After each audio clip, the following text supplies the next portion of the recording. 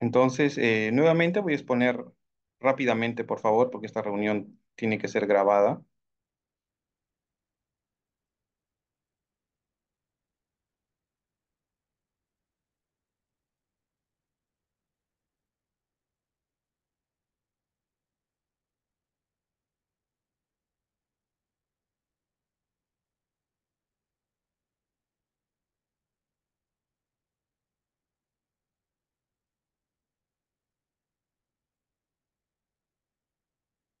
Muy bien. Entonces, nuevamente vamos a hablar del tema que es fisiopatología de la tuberculosis, para lo cual hablamos nuevamente de lo que es la característica del Mycobacterium tuberculosis, que es un bacilo delgado largo que mide de 0,4 a 3 micras, es un bacilo ácido coresistente, aerobio facultativo, inmóvil, de replicación lenta con una tasa de duplicación de aproximadamente 20 a 24 horas. Su pared celular es muy importante ya que le confiere resistencia, también importante para reconocimiento de nuestro sistema inmune e introducción dentro de las células fagocíticas, y también porque varios fármacos que atacan a la tuberculosis actúan a este nivel. Está compuesta por lípidos externos, ácidos micólicos, polisacáridos, peptidolicano, la membrana plasmática, el liporabinomanano y el fosfatidilinositol manócido. Eh, Cuando una persona se expone a un enfermo, a una persona que está en estado infeccioso por un bacterio de tuberculosis, lo que puede ocurrir es que haya aclaramiento inmediato del organismo, sin infección primaria ni latente, que ocurra enfermedad primaria, es decir, inicio inmediato de la enfermedad, que ocurra la infección latente, que es lo más frecuente, y por último, que ocurra enfermedad de reactivación, es decir, aparición de la enfermedad posterior a la infección latente, ¿no? Como ocurre en este cuadro, del 90 al 95% de aquellas personas que han desarrollado infección, lo que ocurre es una infección latente, es decir, hay una contención inicial de la enfermedad. En 5%, de un 5 a 10% de los casos ocurrirá la enfermedad activa, y en un 10% de aquellos pacientes que han tenido infección latente, se va a desarrollar la reactivación de la enfermedad, 5% durante los primeros 2 años y otro 5% en el transcurso de la vida. Para la transmisión, lo que se requiere es que estemos expuestos a un contacto infeccioso, es decir, una persona que haya desarrollado enfermedad por tuberculosis. Esta se produce a través de las microgotas transportadoras, que son las partículas que expulsa durante la tos o el habla la persona enferma.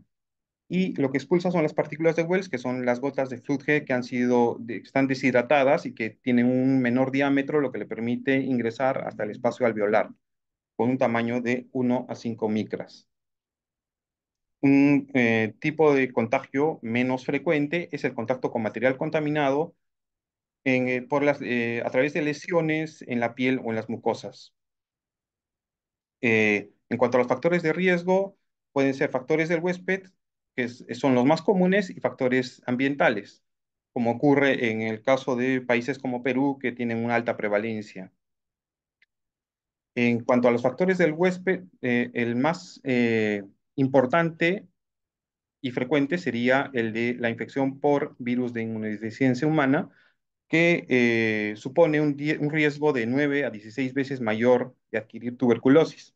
El consumo de glucocorticoides a una dosis diaria de 15 miligramos de prednisona o su equivalente durante más de un mes confieren un riesgo de adquirir tuberculosis de 4,9 veces respecto a una persona sana. El fumar cigarrillos de tabaco aumenta el riesgo de desarrollar tuberculosis de 1,5 a 2 veces. El bajo peso, con un IMC inferior a 18,5, aumenta el riesgo a 2,6 veces. Y la malignidad con las enfermedades, con los cánceres de tipo hematológico a la cabeza, confiere un riesgo muy alto, ¿no? Aproximadamente 40 veces superior respecto a una persona sana. Además, ser portador de diabetes implica un riesgo de 2,9 de desarrollar tuberculosis. La enfermedad renal crónica es variable y va de 6,9 a 52,5 veces de desarrollar tuberculosis. Y la cirugía gástrica nos da un riesgo relativo de 1,7 a 2 veces. El EPOC de 2,2 a 2,5 veces superior respecto a una persona sana.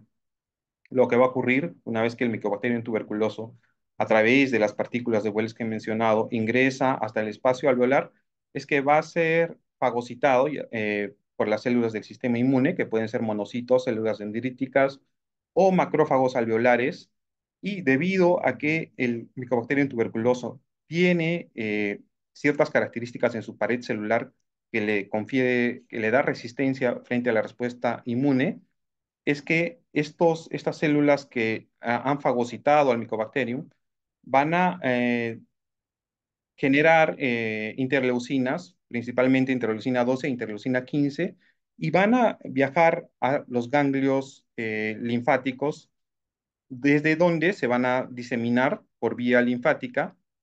Y además en estos ganglios linfáticos es que los linfocitos T van a liberar sustancias que van a permitir al macrófago completar una respuesta inmune y poder eliminar directamente al Mycobacterium o generar un modo de contención, digamos, físico, mecánico, que le permite rodear al Mycobacterium y evitar que éste tenga acceso a oxígeno y a nutrientes, lo que se conoce como el granuloma. Entonces, los mecanismos de evasión del Mycobacterium tuberculoso es la resistencia a los intermediarios reactivos del oxígeno, la inhibición de la fusión fagosoma-lisosoma, la inhibición de la acidificación del fagosoma, el escape del compartimento fagosómico al espacio citoplasmático. Además, los ácidos micólicos de la pared bacteriana le confieren resistencia a la acidificación del fagosoma. También la fusión de los lisosomas con los fagosomas es inhibida dentro de los macrófagos por componentes de la pared del Mycobacterium. Y además, una característica que comparte con Mycobacterium avium es que puede inhibir la acidificación vacuolar. Esto excluyendo selectivamente a una enzima protón ATPasa del fagosoma. Eh, en cuanto a la inmunidad celular, los macrófagos, así como otras células fagocíticas, que son, como mencioné, las células dendríticas y los monocitos, transportan hasta los ganglios linfáticos al, eh, a los antígenos del Mycobacterium y las presentan a las células T a través de interleucinas 12, 1 y 18.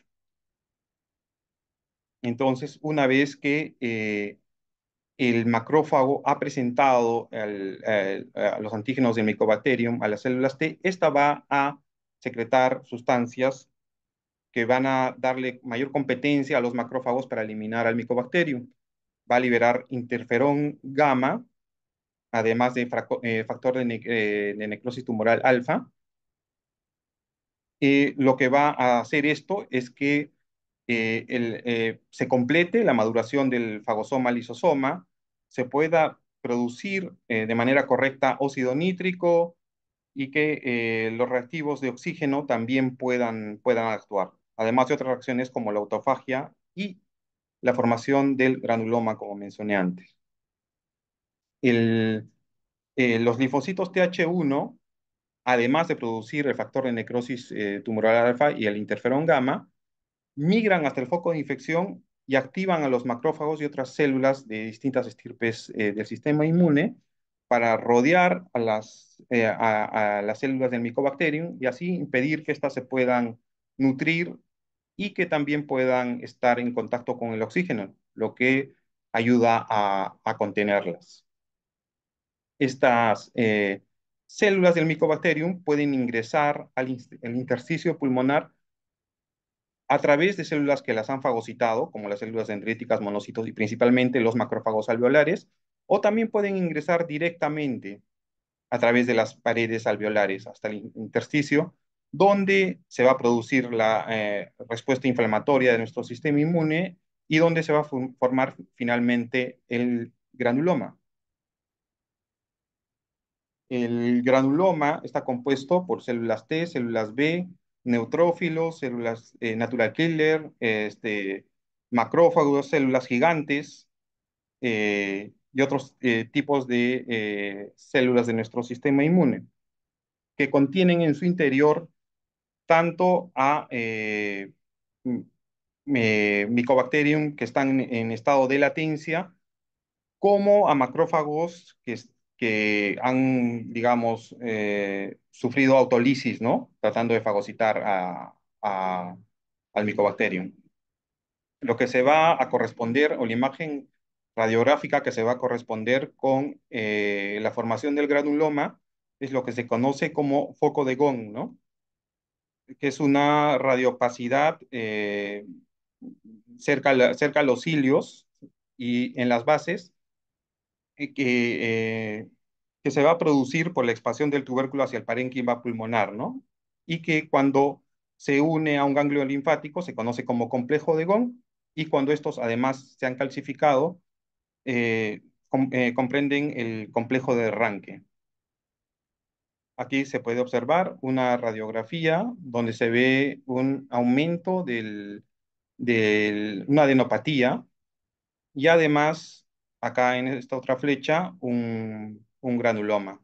Lo mismo aquí, en un corte axial de una tomografía de tórax, se observan los ganglios aumentados de tamaño por enfermedad de Mycobacterium tuberculosis. En cuanto a la enfermedad por reactivación, es más común que se produzcan el daño o la lesión en los ápices pulmonares, observándose la imagen característica de las cavernas. Como se menciona aquí, esta lesión ocurre típicamente en los ápices de los pulmones, y la enfermedad diseminada es inusual, salvo que el huésped esté gravemente inmunosuprimido. Frente a una infección por Mycobacterium tuberculosis o a enfermedad activa por Mycobacterium tuberculosis, si es que la persona no toma tratamiento antituberculoso, lo que se va a producir es daño tisular por mediadores inflamatorios de nuestro sistema inmune, que van a producir una cicatrización de tipo fibrótico, y se va a cronificar esta respuesta inmune hasta producir gran daño al parénquima pulmonar, lo que va a desencadenar en la muerte de aproximadamente el 70% de aquellos pacientes que no han recibido tratamiento. Bueno, eso es todo en cuanto a fisiopatología de la tuberculosis. Gracias.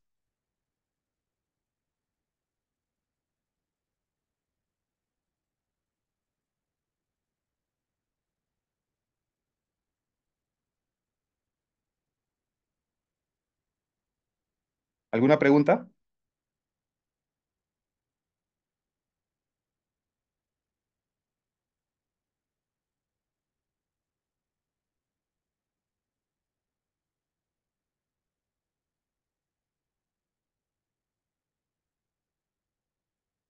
Muy bien, gracias por conectarse.